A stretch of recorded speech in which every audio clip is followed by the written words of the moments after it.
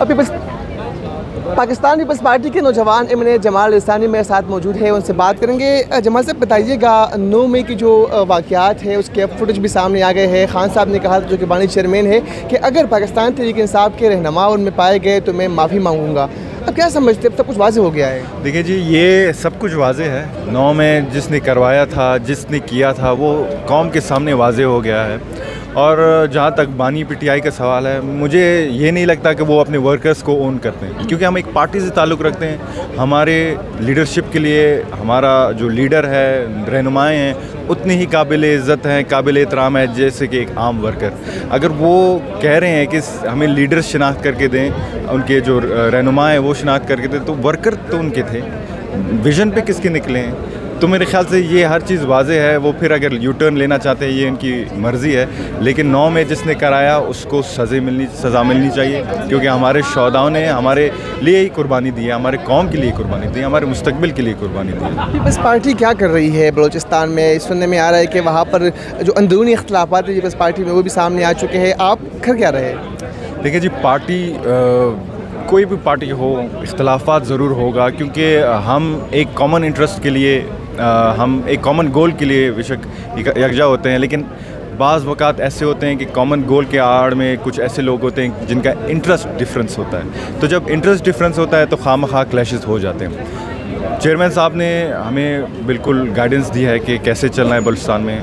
उनका पूरा एतमाद है वज़ीर आला बलूचिस्तान मीर सरफराज बुगटी पर, और जो हमारे चेयरमैन का विज़न है कि ज़ीरो टॉलरेंस ऑन करप्शन होनी चाहिए, उस पर हम पूरा काम कर रहे हैं। यूथ एम्पावरमेंट पे बड़ा काम कर रहे हैं हम। सवाल है, मुझे ये नहीं लगता कि वो अपने वर्कर्स को ओन करते हैं, क्योंकि हम एक पार्टी से ताल्लुक़ रखते हैं। हमारे लीडरशिप के लिए हमारा जो लीडर है, रहनुमाएँ हैं, उतनी ही काबिल इज़्ज़त हैं, काबिल एहतराम है जैसे कि एक आम वर्कर। अगर वो कह रहे हैं कि हमें लीडर शनाख्त करके दें, उनके जो रहनुमा हैं वो शनाख्त करके दें, तो वर्कर तो उनके थे, विज़न पे किसके निकले हैं?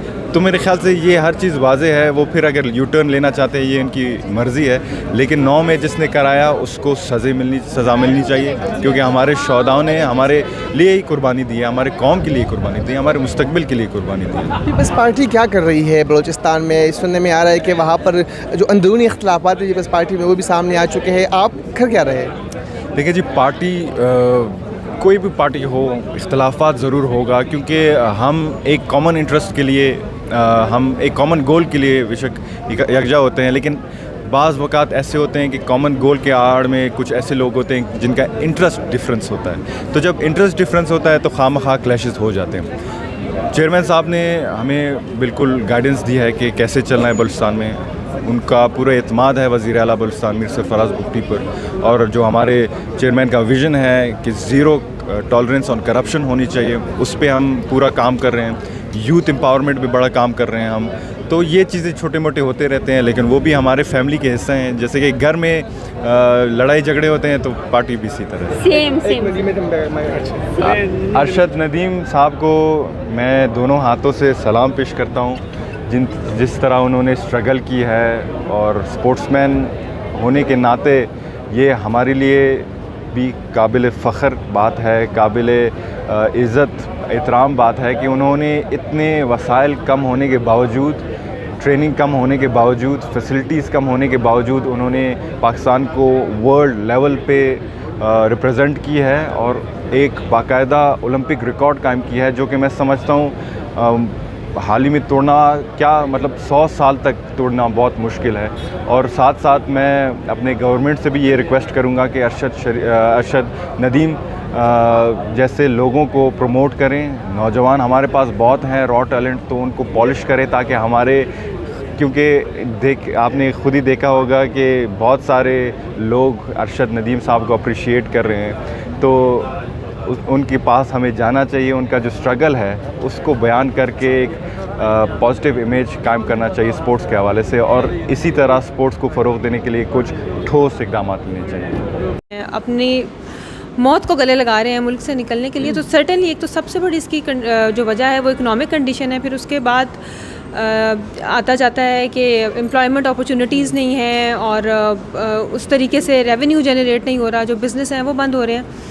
उसके अलावा एक जो कंपटीशन है, आपस में यूथ का कंपटीशन बहुत ज़्यादा बढ़ गया है। डिजिटल मीडिया, सोशल मीडिया पे आप देखें कि हर बंदा दिखा तो एक इमेज बना के दिखा रहा है, वो ओरिजिनलिटी नहीं है, लेकिन उसकी वजह से जो उसके पीयर्स हैं वो ये ले रहा है, वो उस जगह खाना खाने जा रहा है, वो इस ब्रांड के कपड़े पहन रहा है, तो वो एक कंपटीशन है, वो बहुत बढ़ गया है। ज़ाहिर है इकोनॉमिक कंडीशन ठीक ना होने की वजह से वो अपॉर्चुनिटीज़ उनको यहाँ नज़र नहीं आती कि वो ये लाइफस्टाइल कम टाइम में अचीव कर सकते हैं, तो इसके लिए ज़ाहिर है वो मुल्क को छोड़ के जा रहे हैं। फिर अगर आप इंटरनेशनली देखें तो पाकिस्तान की जो एजुकेशन है वो उस तरीके से रिकॉग्नाइज्ड नहीं है। आपको बिल्कुल स्क्रैच से, यहाँ से आप मास्टर्स की डिग्री भी लेके जाएँ तो आपको जॉब्स लेने के लिए बिल्कुल स्क्रैच से कोई काम शुरू करना पड़ता है और फिर सीखते ऊपर आना पड़ता है। तो लोग इस वजह से भी जा रहे हैं कि अगर उन्होंने दुनिया के साथ सर्वाइव करना है तो उनको अपनी एजुकेशन को बेहतर करना है, तो बहुत से लोग पढ़ने के लिए जाते हैं, फिर वापस नहीं आते। तो ये बहुत सारी मेन वजूहत, जो रूट कॉज मेरी नज़र में है वो यही है कि एजुकेशन उस तरीके की अच्छी नहीं है, इकोनॉमिक फैसिलिटीज़ नहीं है, बिज़नेस नहीं डेवलप हो रहा,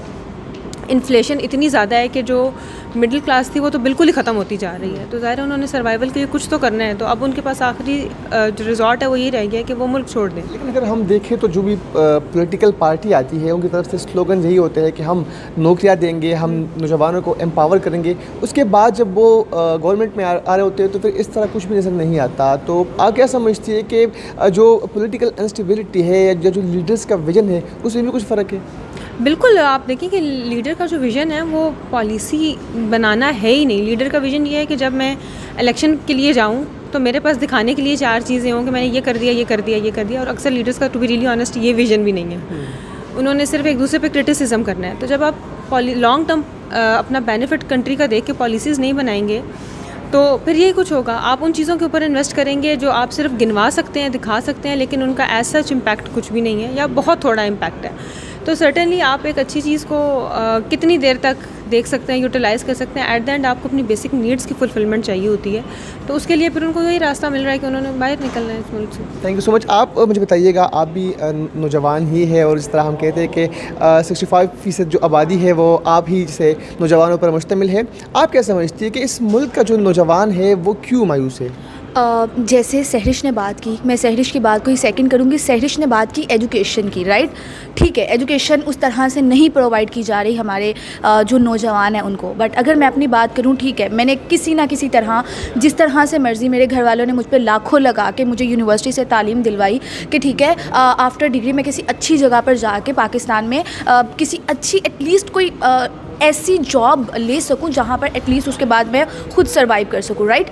लेकिन हम क्या देखते हैं, लाखों लगा लिया एक छोटी सिटी से, वहां पर तो अपॉर्चुनिटीज़ है नहीं। हम अगर किसी बड़े शहर का रुख करते हैं जैसे इस्लामाबाद, कराची, लाहौर, तो उसके बाद हम क्या देखते हैं, वहां पर फिर से आ जाएं और आपको कहां से स्टार्ट करते हैं, 30, 40, 50 तो यार छोड़ दें, 50 भी हम नहीं एक्सपेक्ट कर सकते कि हमें स्टार्ट पर दी जाए।